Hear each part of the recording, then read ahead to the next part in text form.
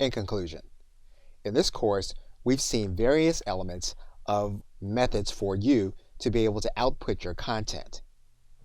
For example, if we go to this drop-down menu, we've looked at posters, flyers, invitations, and postcards. We can in fact also look at printing t-shirts in the very same way that we did all of the other print materials. We also looked at each element of the Canva for Work bundle: resizing, the brand kit, animation, images, folders, our transparent backgrounds, and different fonts. And we did live examples of different methods of being able to output content into different formats. Branding and resizing gives us the ability to take one of our existing designs and create other forms. For example, we can take an existing form to create a t-shirt.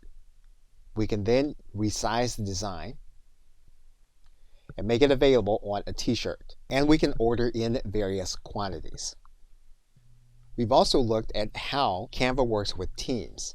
And we've looked at Canva for Work in a way so that you'll be able to tell if this is something that's going to be worth the investment. So with that, thanks, and I'll see you either in another video or in another course.